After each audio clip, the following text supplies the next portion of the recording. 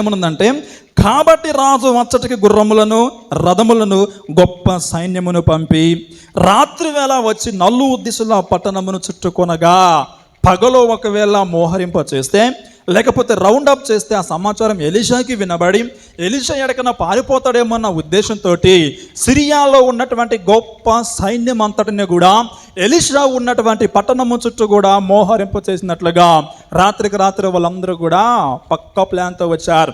ఎవరి కోసం అంటే ఓన్లీ ఒకే ఒక పర్సన్, అదే ఎలీషాను పట్టుకోవడం కోసం. దేవునికి స్తోత్రం కలుగును గాక. ఒక్క వ్యక్తిని పట్టుకోవడం కోసము సిరియా సైన్యం అంతా కూడా దిగి వచ్చిందండి. ఆయన సాధారణమైన ఒక వ్యక్తి అయితే ఉండొచ్చేమో కానీ, బట్ ప్రవక్త అయినటువంటి ఎలీషా తన శక్తితో కాదు కానీ దేవుని శక్తితో నడిపించబడుతూ ఉన్నాడు. హల్లెలూయా. ఇందులో మనం గ్రహించవలసినటువంటి విషయం ఏంటంటే, సో దేవుని యొక్క శక్తిని ఎదుర్కోవడానికి మానవ శక్తి ఎంత మాత్రం కూడా సరిపోదు. ఇంత గొప్ప సైన్యము ఎలీషాను పట్టుకోవడానికి ఎందుకు వచ్చింది, కారణం ఏంటంటే ఇందులో మనం గమనించాలి. దీనిని బట్టి మనం అర్థం చేసుకోవాలి, దేవుని యొక్క శక్తిని బంధించడానికి అది ఎంత మాత్రం కూడా ఒకరితో ఇద్దరితో అయ్యే పని కానే కాదు. అందుకే ఒక సైన్యం వచ్చింది ఒక ప్రవక్త కొరకు. హల్లెలూయా. మనలో ఉన్నవాడు లోకంలో ఉన్నవాని కంటే గొప్పవాడు. హల్లెలూయా. ప్రియమైన దేవుని బిడ్డలారా, మన దేవుడు చాలా శక్తిమంతుడు, మన దేవుడు చాలా బలవంతుడు. లోకంలో ఉన్న వారందరికన్నా ఆయన అధిక శక్తిమంతుడు. హల్లెలూయా. ఒక్క వ్యక్తిని పట్టుకోవడానికి ఒక సైన్యం రావడం ఏంటండి? రాత్రికి రాత్రి వచ్చి పట్టణమంతా కూడా తుడుచుకోవడం ఏంటో మనం ఒకసారి ఆలోచన చేయాలి. పొరపాటున ఎలీషా సాధారణమైన వ్యక్తిగా అయి ఉంటే అంతమంది రాకపోయి ఉండవచ్చు. ఎలీషాలో ఉన్న శక్తి అది మానవ శక్తి కాదు, దైవికమైన శక్తి. హల్లెలూయా. కనుక ప్రియ దేవుని బిడ్డలారా, మనలో దేవుడుంటే, మనము దేవుని కలిగి ఉంటే సమస్యలను ఎదుటకు రావాలంటే భయపడతాయి. హల్లెలూయా. ఏ సమస్య కూడా నిన్ను బంధించలేదు, ఏ సమస్య కూడా నిన్ను అణిచివేయలేదు, ఏ సమస్య కూడా నీ మీద ఎంత మాత్రం కూడా దాడి చెయ్యలేదు. కారణం ఏంటో తెలుసా? నువ్వు బలహీనుడు కావచ్చేమో కానీ నీలో ఉన్న దేవుడు బలవంతుడు. హల్లెలూయా. ఈ మాట చెప్పగలుగుతారా? నాలో ఉన్నవాడు గొప్పవాడని. ఎంతమంది నమ్ముతున్నారు? నాలో ఉన్న నా దేవుడు ఆయన గొప్పవాడు. చేతులు ఎత్తి ఒకసారి గట్టిగా చెబుతారా? నాలో ఉన్నవాడు లోకంలో ఉన్నవాని కంటే గొప్పవాడు. హల్లెలూయా. హల్లెలూయా. ప్రియమైన దేవుని బిడ్డలారా, ఆ సైన్యం వచ్చిన తర్వాత ఇప్పుడు 15వ వాక్యం మనం చదువుకుందాం.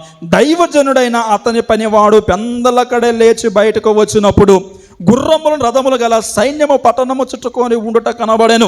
అంతటా అతని పనివాడు, అయ్యో నా ఏలినవాడా, మనమేమి చేయదము ఆ దైవజనుతో అనగా, పనివాడు పెందలకడ లేచి వచ్చి డోర్ ఓపెన్ చేయగానే చుట్టూ అంతా కూడా సిరియా సైన్యం ఉంది. వెంటనే భయపడిపోయాడు, కలవరు పడిపోయాడు. అయ్యో, ఇక్కడి నుంచి మనం తప్పించుకోలేని పోనంతగా సైన్యము చుట్టుముట్టుందే.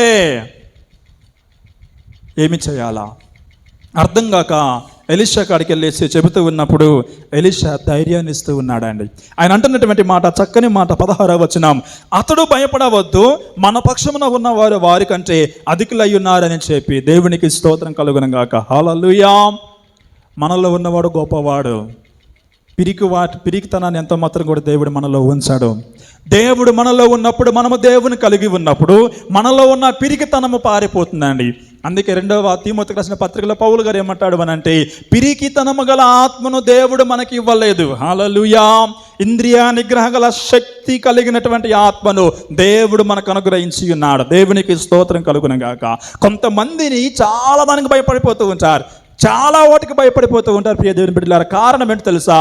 భయపెట్టే ఆత్మ వారిలో ఉంటుంది, భ్రమపరిచే ఆత్మ వారిలో ఉంటుంది. ప్రతి చిన్నదానికి భయపడుతూ ఉంటారు, ప్రతి చిన్నదానికి దిగులు పడుతూ ఉంటారు, ప్రతి చిన్నదానికి కృంగిపోతూ ఉంటారు, ప్రతి చిన్నదానికి కూడా ఆందోళన చెందుతూ ఉంటారు. అందుకే యోహాను సువార్త 14వ అధ్యాయం 1వ వాక్యంలో ప్రభువు అనేటువంటి మాట, మీ హృదయములను కలవరపడనీయకుడి. హల్లెలూయా. నీలో ఉండేటువంటి ఆత్మ నీకు ధైర్యాన్ని ఇస్తూ ఉందా? నిన్ను బెదిరిస్తూ భయపెడుతూ ఉందా? నీలో ఉండే ఆత్మ నిన్ను బెదిరిస్తూ భయపెడుతూ ఉందనంటే అది దురాత్మ. నీలో ఉన్నటువంటి ఆత్మ నిన్ను ధైర్యపరుస్తూ నీ సమస్యల్లోనూ, నీ పరిస్థితుల్లోనూ, నీ యొక్క అనారోగ్యమైన స్థితుల్లోనూ నిన్ను ధైర్యపరచు ముందుకు నడిపిస్తుందనంటే అది దేవుని యొక్క ఆత్మ. హల్లెలూయా. పనివాడు చూడగానే భయపడిపోయాడు. భయపడిపోయి ఎలీషా పరిగెత్తుకుంటూ వచ్చి, అరే నిజమే కదరా, ఇంతమంది ఉన్నారు, మనం ఎలా తప్పించుకోవాలరా అని అంటం లేదు. ఎలీషా అంటున్నటువంటి మాట, భయపడవద్దు. హల్లెలూయా. ప్రభు అయిన యేసుక్రీస్తు వారు కూడా సువార్తలలో ఎక్కువసారి ఉపయోగించిన పదం భయపడకుడి. దేవునికి స్తోత్రం కలుగును గాక. ఆ సువార్తలలో మనం ఎతుకులాడితే యేసు ప్రభు పదాన్ని 365 సార్లు ఉపయోగించాడండి. ఎన్నిసార్లు? 365 సార్లు. సంవత్సరానికి ఎన్ని రోజులు ఉంటాయి? 365 రోజులు. అంటే ప్రతిరోజు కూడా దేవుడు మనతో ఏమంటున్నాడు? భయపడకుడి. హల్లెలూయా. మన దేవుడు ఎంతో గొప్పవాడండి. మనము భయపడి కృంగిపోతూ ఉంటే, భయపడి మనము దిగజారిపోతూ ఉంటే, బలహీనులుగా మారుతూ ఉంటే, శక్తిహీనులుగా మారుతూ ఉంటే దేవుడు చూస్తూ ఊరుకునేవాడు కాడు. ఆయన మన యొద్దకు వచ్చి మన మీద చెయ్యవేసి, భయపడకు కుమారుడా కుమారి, నేను నీకు తోడయ్యున్నని సెలవిచ్చేవాడు. దేవునికి స్తోత్రం కలుగును గాక. ఈరోజు నీ సమస్య ఏదైనా, నీ పరిస్థితి ఏదైనా, నువ్వు వాటితో చెప్పవలసిన విషయం ఏంటంటే, నా దేవుడు నాలో ఉన్నాడు, నా దేవుడు నాతో ఉన్నాడు కనుక నేను దేనికి భయపడను. నీలో విశ్వాసం ఉంటే, దేవుని కలిగి ఉంటే నీలో వచ్చేటువంటి మొదటి మాట ఇదే. ఎప్పుడైతే నువ్వు ఆ మాట చెబుతావో, అలాంటి నిశ్చయతలోనికి వస్తావో, భయము ఆమడదునారం పారిపోద్ది నిన్ను వదిలిపెట్టి. హల్లెలూయా.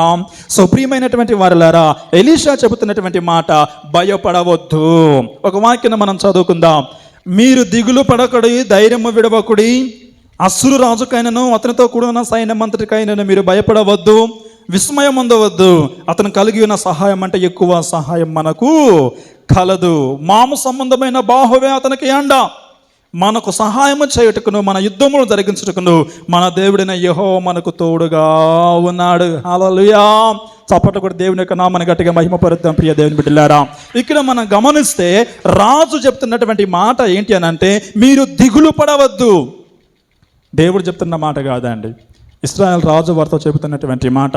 మీరెంత మాత్రం కూడా దిగులు పడకూడదు, ధైర్యం విడవకుడి. అశ్షూరు రాజుకి ఎంత మాత్రం కూడా మీరు భయపడవద్దు. ఎందుకనంటే వారందరూ కూడా మాంస సంబంధమైన బాహువే అతనుకుంది, కానీ మనకు సహాయము చేయుటకు, మన యుద్ధమును జరిగించుటకు మన దేవుడైన యెహోవా మనకు తోడై ఉన్నాడు. దేవునికి స్తోత్రం కలుగును గాక.